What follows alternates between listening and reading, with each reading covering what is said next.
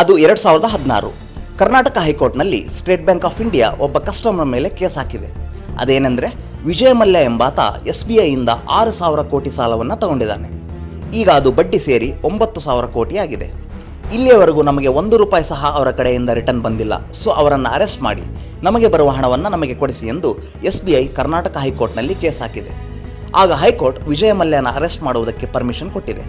ಆದರೆ ಇಲ್ಲಿ ಟ್ವಿಸ್ಟ್ ಏನೆಂದರೆ, ವಿಜಯ ಮಲ್ಯ SBI ಕೇಸ್ ಫೈಲ್ ಮಾಡೋದಕ್ಕಿಂತ 6 ದಿನಗಳ ಮುಂಚಿತವಾಗಿ ಯಾರಿಗೂ ತಿಳಿಯದ ಹಾಗೆ ಲಂಡನ್ಗೆ ಹೋಗಿಬಿಟ್ಟಿದ್ದಾರೆ. ಬಟ್ ನಮ್ಮ ದೇಶದ ಪೊಲೀಸರು ಬೇರೆ ದೇಶಕ್ಕೆ ಹೋಗಿ ಅವರನ್ನು ಅರೆಸ್ಟ್ ಮಾಡುವುದಕ್ಕೆ ಪರ್ಮಿಷನ್ ಇಲ್ಲ. ಸೊ ಇವಾಗ ಪೊಲೀಸರು ಏನು ಮಾಡಬೇಕು? ಈ ವಿಜಯ ಮಲ್ಯ ಯಾರು? ಇವರು 6,000 ಕೋಟಿ ದುಡ್ಡನ್ನು ಯಾಕೆ SBIಯಿಂದ ಸಾಲ ತಗೊಂಡಿದ್ದಾರೆ? ಮತ್ತೆ ವಾಪಸ್ ಯಾಕೆ ರಿಟರ್ನ್ ಮಾಡಿಲ್ಲ? ಮಲ್ಯದಿಂದ ತಿರುಗಿ ಹಣವನ್ನು ತೆಗೆದುಕೊಳ್ಳುವುದಕ್ಕೆ ಪ್ರಸ್ತುತ ಬ್ಯಾಂಕ್ಸ್ ಏನು ಮಾಡ್ತಾ ಇದ್ದಾವೆ ಎನ್ನುವ ವಿಷಯಗಳ ಬಗ್ಗೆ ಈ ವಿಡಿಯೋದಲ್ಲಿ ಹೇಳ್ತಾ ಇದ್ದೀನಿ. ಅದಕ್ಕಿಂತ ಮುಂಚೆ ಇಲ್ಲಿಯವರೆಗೂ ಈ ನಮ್ಮ ಕನ್ನಡ ಟ್ರೆಷರ್ ಚಾನಲ್ನ ಸಬ್ಸ್ಕ್ರೈಬ್ ಆಗಿಲ್ಲ ಅಂದರೆ ಪ್ಲೀಸ್ ಸಬ್ಸ್ಕ್ರೈಬ್ ಆಗಿ.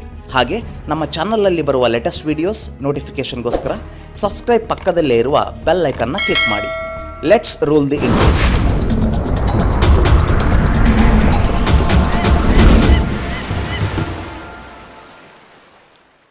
ನಿಮಗೆಲ್ಲರಿಗೂ ಕಿಂಗ್ ಫಿಶರ್ ಬಿಯರ್ ಬಗ್ಗೆ ಗೊತ್ತಿರುತ್ತೆ. ನಮ್ಮ ದೇಶದಲ್ಲಿ ಸೇಲ್ ಆಗುವ ಬಿಯರ್ಸಲ್ಲಿ 50% ಸಿಂಹ ಪಾಲು ಕಿಂಗ್ ಫಿಶರ್ ಬಿಯರ್ಗೆ ಹೋಗುತ್ತೆ. ಆ ಕಿಂಗ್ ಫಿಶರ್ ಬಿಯರ್ನ ಯುನೈಟೆಡ್ ಬ್ರೇವರೀಸ್ ಎನ್ನುವ ಕಂಪನಿ ತಯಾರಿ ಮಾಡುತ್ತೆ. ಈ ಕಂಪನಿಗೆ ಹೆಡ್ ವಿಜಯ ಮಲ್ಯ. 1983ರಲ್ಲಿ ಅಂದರೆ ವಿಜಯ ಮಲ್ಯಗೆ ಸುಮಾರು 28 ವರ್ಷಗಳಿರುವಾಗಲೇ ಯುನೈಟೆಡ್ ಬ್ರೇವರೀಸ್ ಕಂಪನೀಸ್ಗೆ ಅವನು ಓನರ್ ಆಗ್ತಾನೆ. ನಂತರ ಕಂಪನಿಗೆ ಒಳ್ಳೆಯ ಸಕ್ಸಸ್ ತೆಗೆದುಕೊಂಡು ಬರ್ತಾನೆ. McDowell's, Berger paints, Best in Crompton, Kisan, Mangalore chemicals and fertilisers ಅನ್ನೋ ಎಷ್ಟೋ ಕಂಪನಿಗಳನ್ನು ಪರ್ಚೇಸ್ ಮಾಡಿ ಅವೆಲ್ಲವನ್ನು ತನ್ನ ಯುನೈಟೆಡ್ ಬ್ರೇವರೀಸ್ ಕಂಪನೀಸ್ನಲ್ಲಿ ವಿಲೀನ ಮಾಡ್ತಾನೆ. 1999 ಬರುವಷ್ಟರಲ್ಲಿ ತಾನು ಸ್ವತಃ ಎಲ್ಲ ಚಾಲೆಂಜಸ್ ಸ್ವೀಕರಿಸಿ ಬದ್ಧತೆ ಮತ್ತು ನಿಷ್ಠೆಯಿಂದ 15 ವರ್ಷದಲ್ಲಿ ಕಂಪನಿಗೆ 64% ಪ್ರಾಫಿಟ್ನ ಹೆಚ್ಚು ಮಾಡ್ತಾನೆ. ವಿಜಯ ಮಲ್ಯಗೆ ಹೊಸ ಬಿಸ್ನೆಸ್ ಒಳಗಡೆ ಎಂಟರ್ ಆಗುವುದಂದರೆ ಬಹಳ ಇಷ್ಟ. ಅದಕ್ಕೆ ಎಷ್ಟೋ ಕಂಪನೀಸ್ಗಳನ್ನ ತನ್ನ ಸ್ವಂತ ಮಾಡಿಕೊಂಡು ಅವುಗಳನ್ನು ಸಕ್ಸಸ್ಫುಲ್ ಆಗಿ ರನ್ ಮಾಡಿದ್ದಾನೆ. ಕೇವಲ ಆಲ್ಕೋಹಾಲ್ ಕ್ಯಾಟಗರಿ ಅಲ್ಲದೆ food companies, fertilisers, electronics, newspaper and ಮ್ಯಾಗಝಿನ್ಸ್ನ ಸಹ ರನ್ ಮಾಡಿದ್ದಾನೆ. 2005ರವರೆಗೂ ತಾನು ಮಾಡಿರುವ ಬಿಸ್ನೆಸ್ಸಿಂದ ಯಾವುದೇ ಕಾರಣಕ್ಕೂ ಹಿಂದೆ ತಿರುಗಿ ನೋಡದೆ ವಿಜೃಂಭಿಸಿದ್ದಾನೆ. ಅದು ಅಮೃತಗಳಿಗೆ. ಮಲ್ಯಗೆ ಯಾವ ಬಿಸ್ನೆಸ್ ಒಳಗಡೆ ಎಂಟರ್ ಆದರೂ ಅಲ್ಲಿ ಬರೀ ಸಕ್ಸಸ್ ಆ್ಯಂಡ್ ಪ್ರಾಫಿಟ್. ಬಟ್ ವಿನಾಶಕಾಲ ಪ್ರಾರಂಭವಾದದ್ದು 2005ನೇ ವರ್ಷದಲ್ಲಿ. ಅದು ಒಂದು ರಾಂಗ್ ಡಿಸಿಷನ್ ತೆಗೆದುಕೊಂಡಿದ್ದಾನೆ. ಆ ತಪ್ಪು ಡಿಸಿಷನ್ ತನ್ನ ಟೋಟಲ್ ಲೈಫ್ನ ಬದಲಾವಣೆ ಮಾಡಿಬಿಟ್ಟಿದೆ. 2005ರಲ್ಲಿ ವಿಜಯ ಮಲ್ಯ ಏವಿಯೇಷನ್ ಸೆಕ್ಟರ್ ಒಳಗಡೆ ಎಂಟರ್ ಆಗಬೇಕೆಂದು ಅಂದ್ಕೊಂಡಿದ್ದಾನೆ. ಏರ್ಲೈನ್ಸ್ ಬಿಸ್ನೆಸ್ ಮೇಲೆ ಅವರಿಗೆ ಒಳ್ಳೆ ಇಂಟ್ರೆಸ್ಟ್ ಇತ್ತು. ಇಂಟ್ರೆಸ್ಟ್ ಬಂದ ತಕ್ಷಣವೇ ಕಿಂಗ್ ಫಿಶರ್ ಅನ್ನೋ ಏರ್ಲೈನ್ಸ್ ಹೆಸರಿನಿಂದ ಒಂದು ಕಂಪನಿನ ಸ್ಟಾರ್ಟ್ ಮಾಡಿದ್ದ. ಇನಿಷಿಯಲ್ ಆಗಿ ಫಸ್ಟ್ 4 ಏರೋಪ್ಲೇನ್ ಪರ್ಚೇಸ್ ಮಾಡಿ ಮುಂಬೈ ಡೆಲ್ಲಿ ನಡುವೆ ಫ್ಲೈಟ್ಸ್ನ ಆಪರೇಟ್ ಮಾಡಿದ್ದ. 1 ವರ್ಷದ ನಂತರ ಇನ್ನು ಕೆಲವು ಏರೋಪ್ಲೇನ್ಸ್ ಪರ್ಚೇಸ್ ಮಾಡಿ ಬಿಸ್ನೆಸ್ ಎಕ್ಸ್ಟೆಂಡ್ ಮಾಡಿದ್ದ.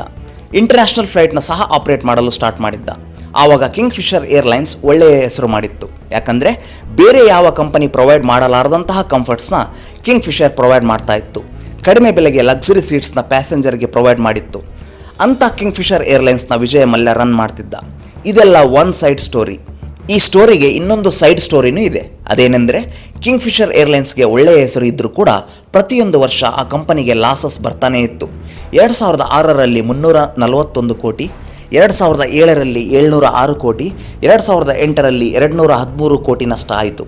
ಆಗ ಕಿಂಗ್ ಫಿಶರ್ ಏರ್ಲೈನ್ಸ್ಗೆ ಅಷ್ಟೇ ಅಲ್ಲ, ಆ ಟೈಮ್ನಲ್ಲಿ ಪ್ರತಿಯೊಂದು ಏರ್ಲೈನ್ ಕಂಪನಿಗೂ ನಷ್ಟ ಅನುಭವಿಸ್ತಾ ಹೋಯಿತು. ಆದರೂ ಕೂಡ ಕಂಪನೀಸ್ ರನ್ ಮಾಡ್ತಾನೇ ಇದ್ದರು. 2008ರಲ್ಲಿ ವಿಜಯ ಮಲ್ಯ ಇನ್ನೊಂದು ದೊಡ್ಡ ತಪ್ಪು ಡಿಸಿಷನ್ನ ತೊಗೊತಾನೆ. ಅದೇನೆಂದರೆ, ತನ್ನ ಕಂಪನಿ ಲಾಸಸ್ನಲ್ಲಿರುವಾಗ ಏರ್ ಡೆಕ್ಕನ್ ಅನ್ನೋ ಇನ್ನೊಂದು ಕಂಪನಿನ ಪರ್ಚೇಸ್ ಮಾಡ್ತಾನೆ. ಆ ಕಂಪನಿನ ವಿಜಯ ಮಲ್ಯ ಪರ್ಚೇಸ್ ಮಾಡಿ ತನ್ನ ಕಿಂಗ್ ಫಿಶರ್ ಏರ್ಲೈನ್ ಕಂಪನಿಯಲ್ಲಿ ವಿಲೀನ ಮಾಡ್ಕೊಳ್ತಾನೆ. ಆವಾಗ ತನ್ನ ಹತ್ತಿರ ಇರುವ ಫ್ಲೈಟ್ಸ್ ಸಂಖ್ಯೆ ಜಾಸ್ತಿ ಆಗುತ್ತೆ. ಸೊ ಲಾಸಸ್ನೂ ಜಾಸ್ತಿ ಆಗಿ ಬರುತ್ತೆ. ಆ ಟೈಮ್ನಲ್ಲಿ ಫ್ಯೂಯಲ್ ರೇಟ್ ಕೂಡ ಜಾಸ್ತಿ ಆಗಿರುವುದರಿಂದ ಏರ್ಲೈನ್ಸ್ ಕಂಪನಿಗೆ ತುಂಬ ನಷ್ಟ ಆಗೋಕ್ಕೆ ಸ್ಟಾರ್ಟ್ ಆಯಿತು. ಲಾಸಸ್ ಬಂದಿದ್ದರಿಂದ ಲಾಸಸ್ನ ಕವರ್ ಮಾಡುವುದಕ್ಕೋಸ್ಕರ ಕಿಂಗ್ ಫಿಶರ್ ಏರ್ಲೈನ್ ಬ್ರ್ಯಾಂಡ್ ವ್ಯಾಲ್ಯೂನ ಶ್ಯೂರಿಟಿ ಆಗಿಟ್ಟು ವಿಜಯ ಮಲ್ಯ SBI ಹತ್ತಿರ ಲೋನ್ ತಗೊಳ್ಳೋಕ್ಕೆ ಸ್ಟಾರ್ಟ್ ಮಾಡಿದ್ದ. ಆದರೆ ವಿಧಿ ಆಟನೇ ಬೇರೆ ಆಗಿತ್ತು. 2009ರಲ್ಲಿ 1,371 ಕೋಟಿ ನಷ್ಟ, 2010ರಲ್ಲಿ 1,290 ಕೋಟಿ, 2011ರಲ್ಲಿ 936 ಕೋಟಿ ನಷ್ಟ ಆಯಿತು. ಕಂಪನಿನ ಸ್ಟಾರ್ಟ್ ಮಾಡಿದಾಗಿಂದ ಅಂದರೆ 2005ರಿಂದ 2011ರವರೆಗೆ 1 ರೂಪಾಯಿ ಕೂಡ ಕಿಂಗ್ ಫಿಶರ್ ಏರ್ಲೈನ್ಸ್ಗೆ ಲಾಭ ಬರಲಿಲ್ಲ. ಆದರೂ ಕೂಡ SBI ವಿಜಯ ಮಲ್ಯಗೆ ಲೋನ್ಸ್ ಕೊಡ್ತಾನೆ ಹೋಯಿತು. ಒಂದಲ್ಲ ಒಂದು ದಿನ ಕಂಪನಿ ಪ್ರಾಫಿಟ್ ಟ್ರ್ಯಾಕ್ಗೆ ಬರಬಹುದು ಎಂದು ಆವಾಗವಾಗ ಲೋನ್ ಸ್ಯಾಂಕ್ಷನ್ ಮಾಡ್ತಾನೇ ಇತ್ತು. 2012ರಲ್ಲಿ ಸಿಚುಯೇಷನ್ ಇನ್ನೂ ಕೆಟ್ಟದಾಗಿ ಹೋಯಿತು. ಯಾಕಂದರೆ ಕ್ರೂಡ್ ಆಯಿಲ್ ಪ್ರೈಸಸ್ ಪೀಕ್ಸ್ಗೆ ಹೋಗಿದ್ವು. ಸೊ ಎಲ್ಲ ಏರ್ಲೈನ್ ಕಂಪನೀಸ್ ಅತಿ ನಷ್ಟಕ್ಕೆ ತುತ್ತಾದವು. ಕೆಲವು ಏರ್ಲೈನ್ ಕಂಪನಿಗಳು ಮುಚ್ಚಿ ಹೋದವು. ಉಳಿದಿರುವ ಕಂಪನೀಸ್ ಹತ್ತಿರ ಒಳ್ಳೆಯ ಇನ್ವೆಸ್ಟರ್ ಇರೋ ಕಾರಣ ಯಾವುದೋ ಒಂಥರ ಬಿಸ್ನೆಸ್ ರನ್ ಮಾಡ್ತಾ ಇದ್ರು. ಆದರೆ ಕಿಂಗ್ ಫಿಶರ್ ಏರ್ಲೈನ್ಸ್ಗೆ ಯಾರೂ ದೊಡ್ಡ ಇನ್ವೆಸ್ಟರ್ಸ್ ಇರಲಿಲ್ಲ.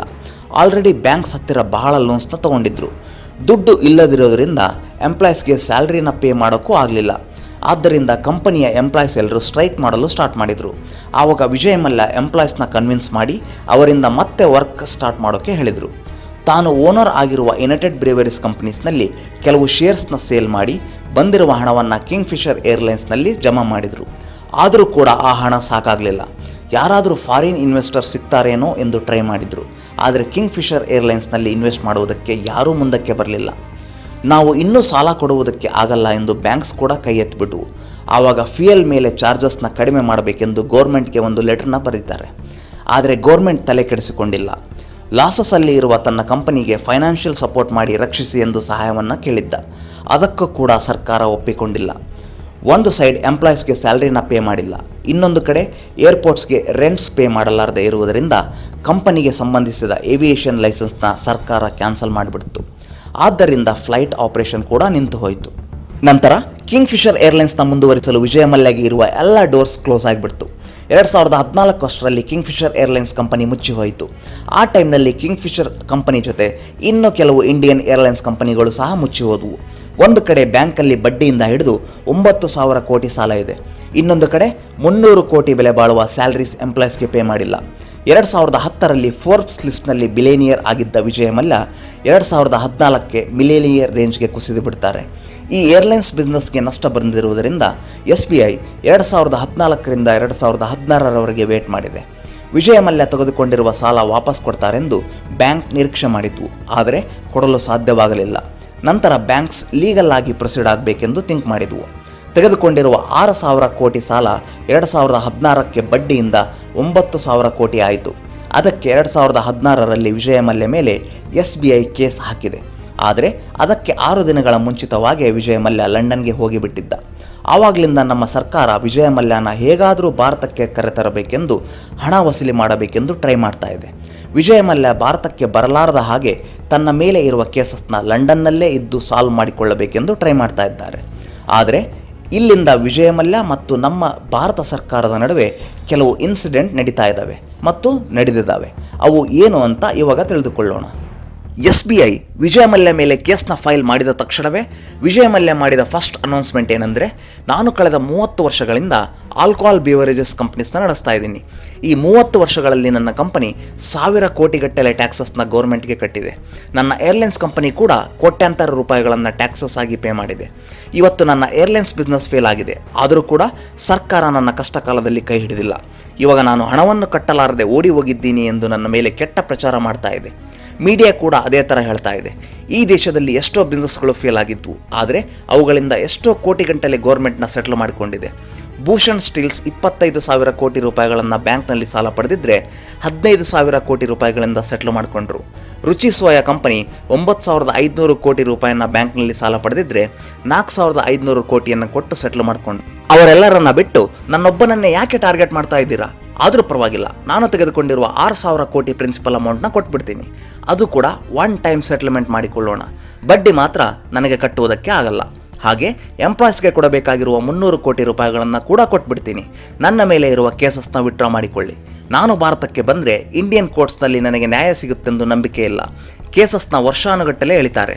ಅದಕ್ಕೆ ನಾನು ಇಂಡಿಯಾಗೆ ಬರ್ತಾ ಇಲ್ಲ. ಸೊ ಪ್ರಿನ್ಸಿಪಲ್ ಅಮೌಂಟ್ನಿಂದ ಸೆಟ್ಲ್ ಮಾಡಿಕೊಳ್ಳೋಣ.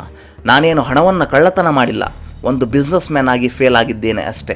ಆದರೆ ನನ್ನ ಮೇಲೆ ಒಬ್ಬ ಕಳ್ಳ ಅಂತ ಅಚ್ಚು ಹಾಕಿದ್ದಾರೆ ಎಂದು ವಿಜಯ ಮಲ್ಯ ಅನೌನ್ಸ್ ಮಾಡಿದ್ದ. ಆವಾಗ ಬ್ಯಾಂಕ್ಸ್ ಪ್ರಿನ್ಸಿಪಲ್ ಅಮೌಂಟ್ನ ತೆಗೆದುಕೊಳ್ಳುವುದಕ್ಕೆ ಒಪ್ಪಿಕೊಂಡಿಲ್ಲ. ಬ್ಯಾಂಕ್ಸ್ ಯಾಕೆ ಒಪ್ಪಿಕೊಂಡಿಲ್ಲ ಅಂದರೆ, ವಿಜಯ ಮಲ್ಯಗೆ ಸುಮಾರು 15,000 ಕೋಟಿ ಬೆಲೆ ಬಾಳುವ ಆಸ್ತಿ ಇದೆ ಎಂದು ಅಂದಾಜು. ಇಂಡಿಯಾದಲ್ಲಿ ಕೆಲವು ಆಸ್ತಿಗಳು ಮಾತ್ರ ಇದ್ದಾವೆ, ಉಳಿದಿದ್ದೆಲ್ಲ UKದಲ್ಲಿದ್ದಾವೆ.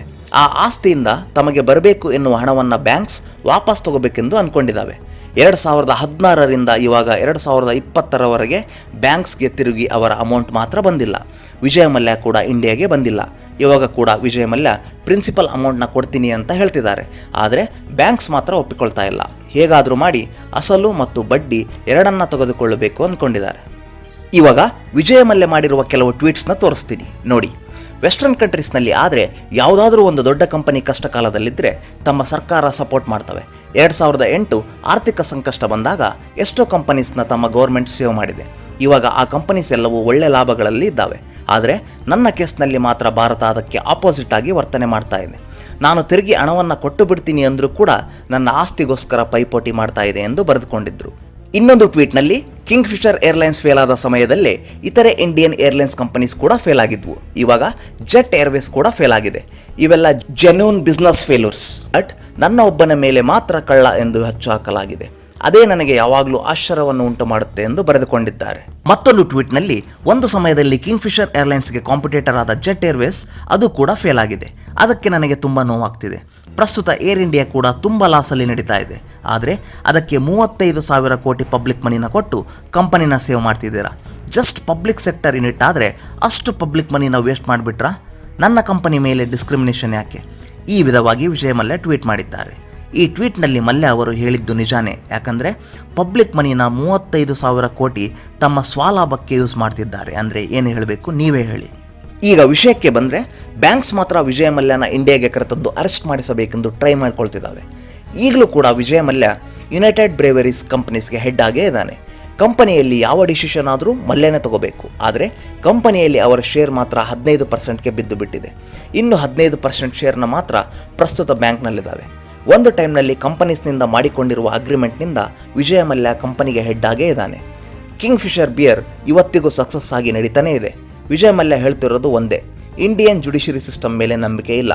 ಅದಕ್ಕೆ ನಾನು ಇಂಡಿಯಾಗೆ ಬರಲಾರ್ದ ಹಾಗೆ ಇಲ್ಲೇ ಇದ್ದು ನನ್ನನ್ನು ನಾನು ಪ್ರೂವ್ ಮಾಡ್ಕೊಳ್ತಿದ್ದೀನಿ. ನಾನು ಕಳ್ಳ ಅಲ್ಲ, ಜಸ್ಟ್ ಒಬ್ಬ ಫೇಲ್ಯೂರ್ ಬಿಸ್ನೆಸ್ ಮ್ಯಾನ್.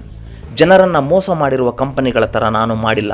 ನಂದು ಜೆನ್ಯೂನ್ ಬಿಸ್ನೆಸ್ ಫೇಲ್ಯೂರ್ಸ್ ಅಷ್ಟೇ ಬಿಟ್ಟು ಲೋನ್ ತೆಗೆದುಕೊಂಡಿರುವ ಹಣವನ್ನು ಬೇರೆ ಕಂಪನಿಗಳ ಮೇಲೆ ಎತ್ತಿ ಹಾಕಿಲ್ಲ.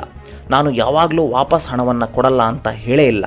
ನಾನು ಕಷ್ಟದಲ್ಲಿ ಇರುವುದರಿಂದ ನಾನು ತೆಗೆದುಕೊಂಡಿರುವ ಪ್ರಿನ್ಸಿಪಲ್ ಅಮೌಂಟ್ನ ತಿರುಗಿ ಕೊಟ್ಬಿಡ್ತೀನಿ. ನಾನು ಇಷ್ಟು ಮಾಡಿದರೂ ಕೂಡ ಇಂಡಿಯನ್ ಸರ್ಕಾರ ನನ್ನ ಮೇಲೆ ಒಬ್ಬ ಕಳ್ಳ ಎಂದು ಹಚ್ಚು ಹಾಕಿದೆ. ಇದು ನ್ಯಾಯ ಅಲ್ಲ. ಹೌದು, ನಿಜವಾಗಿ ಇದು ನ್ಯಾಯವೇ ಅಲ್ಲ ಎಂದು ವಿಜಯ್ ಮಲ್ಯ ಹೇಳ್ತಿದ್ದಾನೆ. ಬ್ಯಾಂಕ್ಸ್ ಮಾತ್ರ ವಿಜಯ್ ಮಲ್ಯನ ಇಂಡಿಯಾಗೆ ಕರೆತಂದು ಅರೆಸ್ಟ್ ಮಾಡಿಸಿ ಒಟ್ಟು ಹಣವನ್ನು ಆತನ ಹತ್ತಿರದಿಂದ ವಸೂಲಿ ಮಾಡಿಸಬೇಕೆಂದು ನೋಡ್ತಾ ಇದ್ದಾವೆ. ಆದರೆ ನಿಮಗೊಂದು ಡೌಟ್ ಬಂದಿರಬಹುದು ಅಲ್ವಾ? ಅದೇನೆಂದರೆ ಏನೂ ಸೆಕ್ಯೂರಿಟಿ ಇಲ್ಲದ ಹಾಗೆ ಬ್ಯಾಂಕ್ 6,000 ಕೋಟಿ ರೂಪಾಯಿಗಳನ್ನು ಯಾವ ಥರ ಕೊಟ್ಟಿದೆ ಎಂದು. ಆ್ಯಕ್ಚುಲಿ ವಿಜಯ್ ಮಲ್ಯ ತನ್ನ Kingfisher airline brand value surety ಇಟ್ಟಿದ್ದಾನೆ. 2010ರಲ್ಲಿ ಆ ಕಂಪನಿ ಬ್ರ್ಯಾಂಡ್ ವ್ಯಾಲ್ಯೂ 3,500 ಕೋಟಿ ರೂಪಾಯಿ ಇತ್ತು. ಆದರೆ ಇವಾಗ 1 ರೂಪಾಯಿ ಕೂಡ ಆ ಬ್ರ್ಯಾಂಡ್ನ ತೆಗೆದುಕೊಳ್ಳುವುದಕ್ಕೆ ಯಾರೂ ಮುಂದೆ ಬರ್ತಾ ಇಲ್ಲ. ಅದಕ್ಕೆ ಮನಿನ ರಿಕವರ್ ಮಾಡುವುದಕ್ಕೆ ಬ್ಯಾಂಕ್ಸ್ಗೆ ಬೇರೆ ಆಪ್ಷನ್ ಇಲ್ಲದಿರುವುದರಿಂದ ಈ ವಿಧವಾಗಿ ಟ್ರೈ ಮಾಡ್ತಾ ಇದ್ದಾವೆ. ಇವಾಗ ಆಲ್ರೆಡಿ 2020 ಬಂದುಬಿಟ್ಟಿದೆ. 2016ರಲ್ಲಿ ವಿಜಯ್ ಮಲ್ಯ ಭಾರತ ಬಿಟ್ಟು ಹೋಗಿದ್ದರು. ಸೊ ಅಲ್ಲಿಗೆ 4 ವರ್ಷ ಆಯಿತು. ಬೇರೆ ಕಂಪನಿಗಳ ಜೊತೆ ಯಾವ ಥರ ಬ್ಯಾಂಕ್ ಸೆಟ್ಲ್ ಮಾಡಿಕೊಂಡ್ವೋ ಹಾಗೆ ಕಿಂಗ್ ಫಿಶರ್ ಏರ್ಲೈನ್ಸ್ ಜೊತೆಗೆ ಸೆಟ್ಲ್ ಮಾಡಿಕೊಂಡಿದ್ರೆ ಇಷ್ಟೊತ್ತಿಗೆ ಬ್ಯಾಂಕ್ಸ್ಗೆ ಬಡ್ಡಿ ರೂಪದಲ್ಲಿ ಹಣ ವಾಪಸ್ ಬಂದುಬಿಟ್ಟಿರೋದು. ಬಟ್ ಬ್ಯಾಂಕ್ಸ್ ಈ ಲಾಜಿಕ್ನ ಬಿಟ್ಟು ಅರೆಸ್ಟ್ ಅಂತ ಕುಂತಿದ್ದಾವೆ. ಹಾಗೆ ನಮ್ಮ ಜನರು ವಿಜಯ್ ಮಲ್ಯ ಬಗ್ಗೆ ಕೆಟ್ಟದಾಗಿ ಯೋಚಿಸುವುದು ಬಿಡಬೇಕು. 35,000 ಕೋಟಿ ಪಬ್ಲಿಕ್ ಮನಿನ ಏರ್ ಇಂಡಿಯಾಸ್ ಮೇಲೆ ನಮ್ಮ ಗೌರ್ಮೆಂಟ್ ಇನ್ವೆಸ್ಟ್ ಮಾಡ್ತು. ಅವಾಗ ಜಸ್ಟ್ 3,000 ಕೋಟಿ ರೂಪಾಯಿಗಳನ್ನು ಹೊಂದಿದ್ದ ಒಬ್ಬ success and genuine failure business ಮ್ಯಾನ್ಗೆ ಈ ಥರ ಮಾಡಿದ್ದು ಅದೆಷ್ಟರ ಮಟ್ಟಿಗೆ ಸಮಂಜಸವೆಂದು ನೀವೇ ಯೋಚನೆ ಮಾಡಿ. ನಿಮ್ಮ ಅನಿಸಿಕೆ ಅಭಿಪ್ರಾಯಗಳನ್ನು ಕಮೆಂಟ್ ಬಾಕ್ಸ್ನಲ್ಲಿ ತಪ್ಪದೇ ಕಮೆಂಟ್ ಮಾಡಿ. ಫೈನಲ್ ಆಗಿ point to be noted, Vijay Mallya is A genuine failure business man, not A thief. ಇದೇ ಟೋಟಲ್ ವಿಜಯ್ ಮಲ್ಯ ಸ್ಟೋರಿ. ಈ ವಿಡಿಯೋ ಇಷ್ಟವಾಗಿದ್ದಲ್ಲಿ ಲೈಕ್ ಮಾಡಿ, ಹಾಗೆ ನಿಮ್ಮ ಫ್ರೆಂಡ್ಸ್ಗೆ ಶೇರ್ ಮಾಡಿ. ಇಂಥ ಇಂಟ್ರೆಸ್ಟಿಂಗ್ ವಿಷಯಗಳನ್ನು ತಿಳಿದುಕೊಳ್ಳುವುದಕ್ಕೋಸ್ಕರ ಈ ನಮ್ಮ ಕನ್ನಡ ಟ್ರೆಷರ್ ಚಾನಲ್ನ ತಪ್ಪದೇ ಸಬ್ಸ್ಕ್ರೈಬ್ ಆಗಿ. ಹಾಗೆ ನಮ್ಮ ಚಾನಲ್ನಲ್ಲಿ ಬರುವ ಲೇಟೆಸ್ಟ್ ವೀಡಿಯೋಸ್ ನೋಟಿಫಿಕೇಷನ್ಗೋಸ್ಕರ ಸಬ್ಸ್ಕ್ರೈಬ್ ಪಕ್ಕದಲ್ಲೇ ಇರುವ ಬೆಲ್ ಐಕಾನ್ನ ಕ್ಲಿಕ್ ಮಾಡಿ.